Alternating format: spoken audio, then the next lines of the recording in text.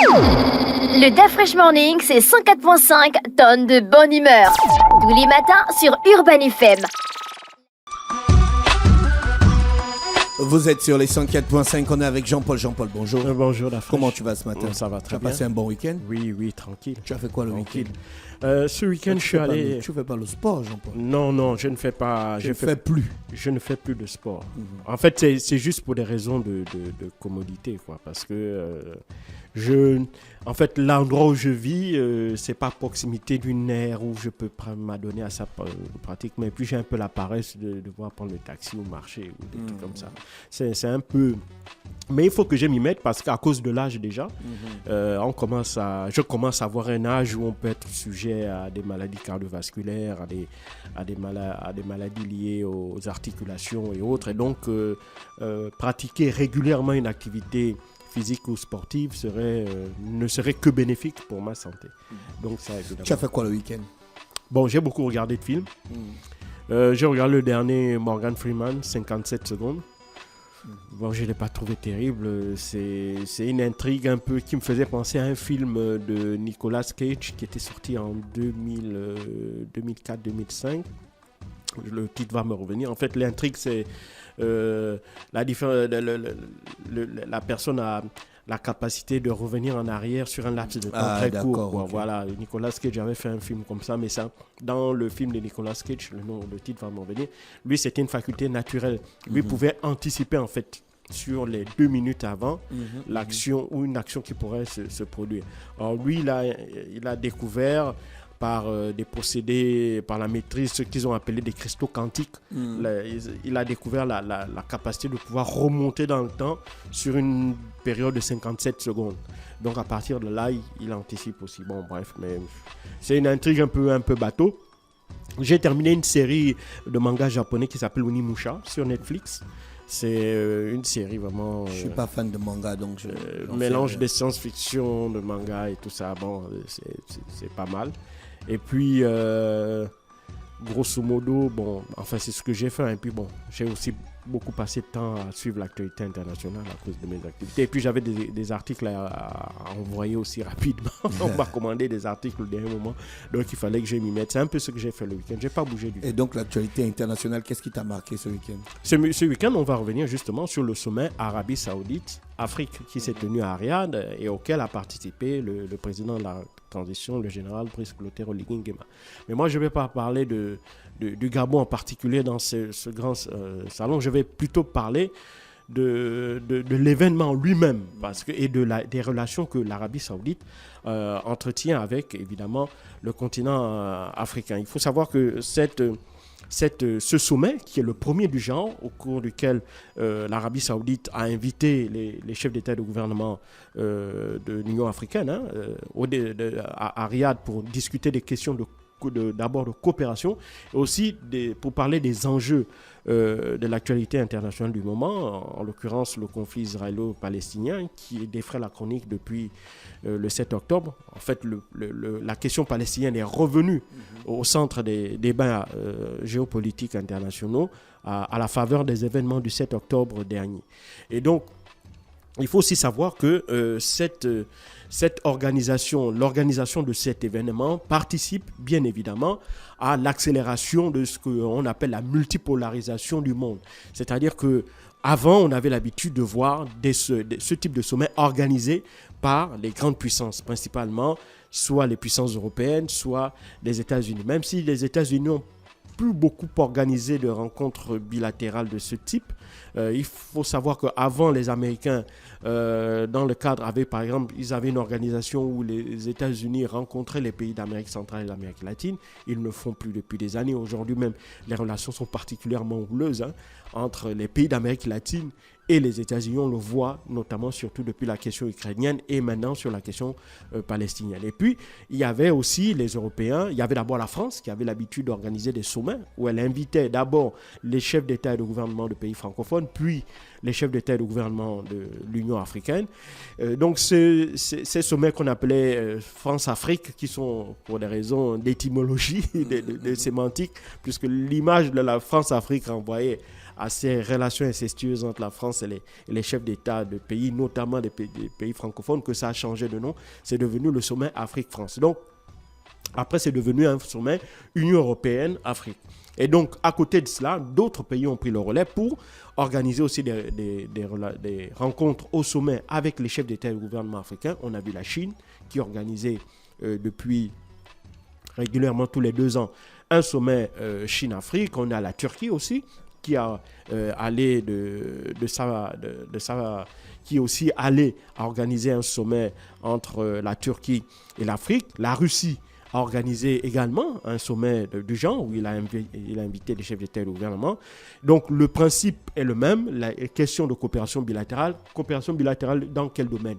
Principalement dans le domaine des matières premières, parce que évidemment l'Afrique regorge de matières premières, des questions commerciales aussi, économiques et commerciales. Pourquoi? Parce que ces pays-là sont des pays industriels ou semi-industriels, et donc ils ont besoin de débouchés aussi pour leurs produits commerciaux. Et donc l'Afrique, qui est quand même un continent qui présente des opportunités intéressantes pour ces États-là en termes de débouchés économiques, sont perçus de manière extrêmement positive par ces pays-là. Et puis, il y a aussi la question d'un repositionnement sur la scène géopolitique internationale, c'est-à-dire qu'un pays veut affirmer sa puissance ou sa capacité à pouvoir peser sur les débats géopolitiques mondiaux du moment. C'est le cas de l'Arabie Saoudite. Et puis aussi, l'Arabie Saoudite, il faut bien comprendre qu'elle est dans un repositionnement aussi régional, parce qu'elle voit qu'il y a d'autres pays autour d'elle qui jouent justement de ces relations à la fois avec le continent africain pour faire soit une espèce de soft power, pour essayer de diffuser un peu, si tu veux, leur influence. C'est le cas de la Turquie, c'est le cas du Qatar, ce tout petit pays-là, c'est le cas de l'Iran aussi, qui multiplie les échanges avec les pays du continent africain. Donc, l'Arabie Saoudite, qui est un acteur important de la région, donc du Moyen-Orient, ne pouvait pas être en marge de la Turquie, du Qatar ou de l'Iran, et donc se devait aussi d'intensifier les relations avec le continent africain. Ça ne veut pas dire qu'avant ça, l'Arabie Saoudite n'avait pas de relations avec le continent africain. Elle avait des relations, mais c'était des relations qui étaient beaucoup plus liées à une espèce de soft power religieux, où elle intervenait dans deux domaines. Un, le prosélytisme, c'est-à-dire la diffusion de ce qu'on appelle l'islam wahhabiste. Et puis, deuxièmement, l'islam wahhabiste à travers la construction de mosquées. Notre pays, par exemple, le Gabon, avait bénéficié durant les années 90 de financement de la part de l'Arabie Saoudite pour la construction de mosquées. Et puis, la formation d'imams en Arabie Saoudite à l'islam wahhabite. Et ensuite, d'un autre côté, à partir du début des années 2000, on va revoir un petit repositionnement. L'islam wahhabite. Oui. Le wahhabisme, c'est l'islam, si tu veux, d'Arabie Saoudite, parce qu'il y a plusieurs branches de l'islam. Il y a l'islam sunnite, et dans l'islam sunnite, la branche ultra-majoritaire, c'est le wahhabisme, donc l'islam de l'Arabie Saoudite. Et c'est cet islam-là qui est diffusé en opposition, par exemple, à l'islam chiite, qui représente à peu près 15 à 17% de la communauté musulmane du monde entier, et dont l'épicentre est, par exemple, l'Iran. Et donc, par opposition justement à ces pays-là. Et puis à côté, vous avez un islam beaucoup plus intégriste, qui est notamment diffusé par les frères musulmans, ce qui est un mouvement religieux qui est certes né en Égypte, mais qui est aujourd'hui beaucoup plus diffusé, soutenu, entretenu par le Qatar. Donc, derrière ce repositionnement politique, il y a aussi un repositionnement culturel et religieux. Donc, par opposition, pour ce qui concerne l'Arabie Saoudite, par opposition au Qatar ou à l'Iran, par exemple. Et puis aussi, il y a une volonté maintenant également de tirer profit, de faire des affaires comme les autres grandes puissances le font, parce que, comme je l'ai dit, l'Afrique a un double potentiel, représente un double potentiel pour ces pays.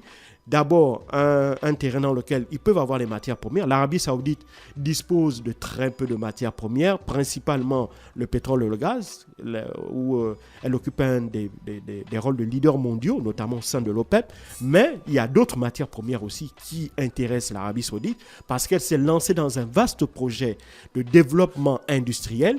Et ce développement industriel inclut donc la transformation de matières premières autres que celles du pétrole et du gaz. Et donc pour cela, elle a donc besoin d'autres matières premières, du cuivre, de l'or, du cobalt, du nickel, qui se trouvent sur le continent africain. Donc elle aussi, elle veut, si tu veux, tirer sa part du gâteau, si on peut parler ainsi, sur le continent africain. Et puis deuxièmement, Elle veut continuer à renforcer son positionnement à la fois culturel et religieux, donc renforcer le financement de la culture wahhabite à travers toujours des programmes de formation d'imams, de construction de mosquées, mais derrière aussi, il y a une volonté plus accrue d'investir sur le continent africain en dehors de ces infrastructures-là traditionnelles des mosquées.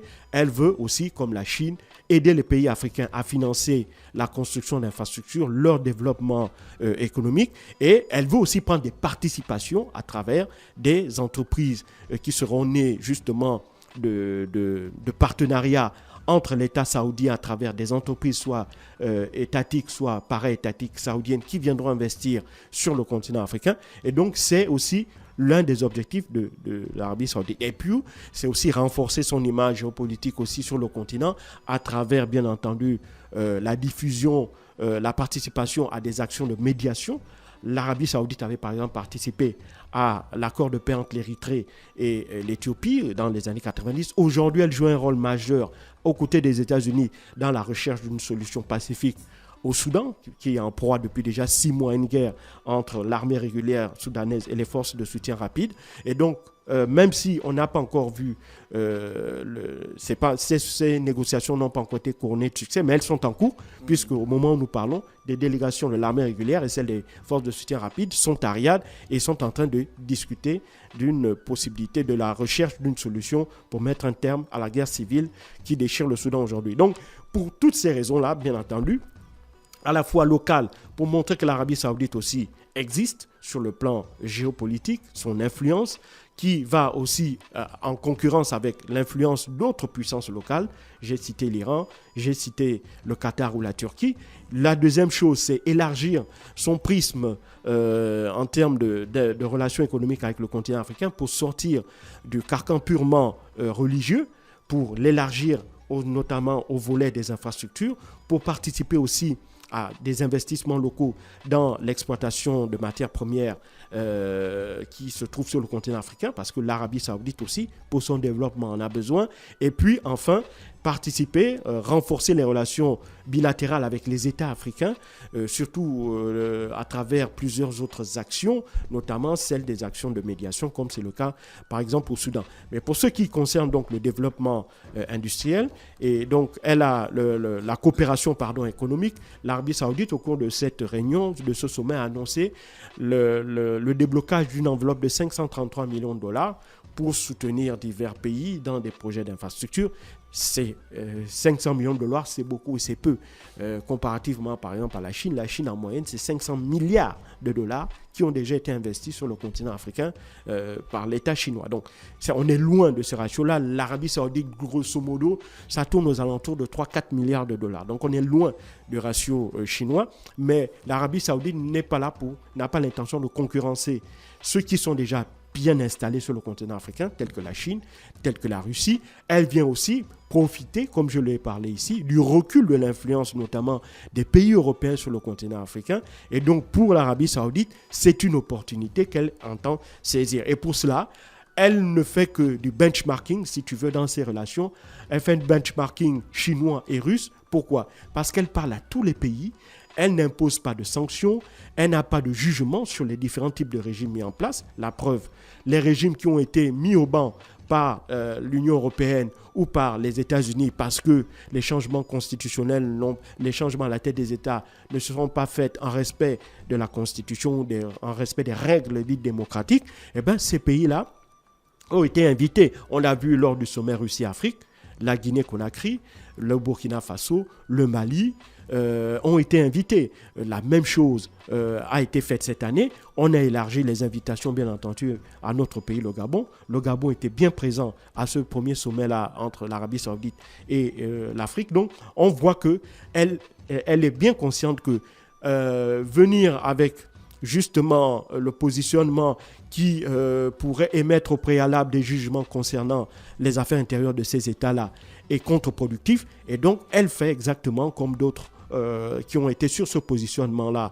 l'ont fait avant elle. Donc, j'ai cité la Chine et la Russie. Et donc, là, également, elle entend obtenir, évidemment, à travers cette coopération avec tous les États africains, elle espère donc elle aussi nouer des relations fortes, investir et obtenir des parts de marché sur le continent africain, obtenir aussi la possibilité de déboucher de produits pétroliers saoudiens, parce que l'Arabie saoudite transforme énormément de produits pétroliers. Et donc, tout ça, le roi d'Arabie saoudite, Salman Ben Abdelaziz Al Saoud, et le prince héritier Mohamed Ben Salman l'ont bien compris. Et tout ça rentre dans le cadre global de ce grand projet d'Arabie saoudite 2030, dans lequel ils entendent faire de l'Arabie saoudite la première puissance économique du Moyen-Orient.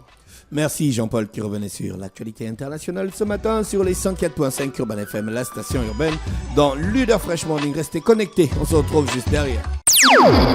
Le Da Fresh Morning, c'est 104.5 tonnes de bonne humeur. Tous les matins sur Urban FM.